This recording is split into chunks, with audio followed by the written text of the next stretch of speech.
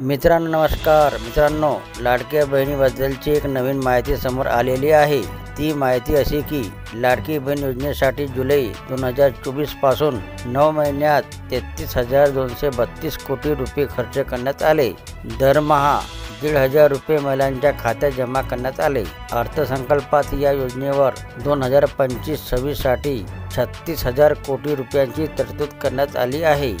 या योजनेअंतर्गत आता दरमहा 2100 रुपये दिले जातील अशी कोणतीही घोषणा अजित पवार यांनी केली नाही। या योजनेतून मिळणाऱ्या अनुदानाचा उपयोग महिला गटांनी आर्थिक उपक्रमासाठी बीज भांडवल म्हणून केला तर त्यांना प्रोत्साहन देण्याची योजना विचाराधीन असल्याचे अर्थसंकल्पात म्हटले आहे। आम्ही जाहीरनाम्यात जे सांगितले त्यावर अंमलबजावणी करू। सध्या तरी 1,500 रुपये गृहीत धरून निधीची तरतूद केली आहे। जाहीरनाम्यातील आश्वासनापासून आम्ही दूर जाणार नाही, असे उपमुख्यमंत्री अजित पवार म्हणाले।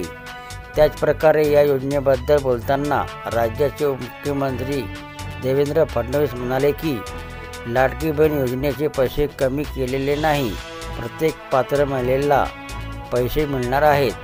योजनेचे पैसे वाढविण्याची गरज पडली तर जुलै आणि डिसेंबर महिना आहे।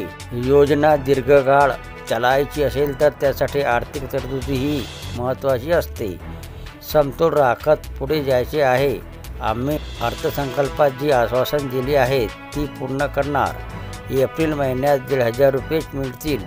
आम्ही 2100 रुपये कधी मिळणार ते घोषित करू। जेव्हा घोषित करू त्याच्या पुढच्या महिन्यापासून 2100 रुपये महिलांना मिळण्यास सुरुवात होईल, असे मुख्यमंत्री देवेंद्र फडणवीस यांनी सांगितले। तर हे होते मित्रांनो लाडकी बहीण योजनेबद्दलची माहिती। व्हिडिओ आवडला असेल तर चॅनलला सबस्क्राईब करायला विसरू नका। जय महाराष्ट्र मित्रांनो।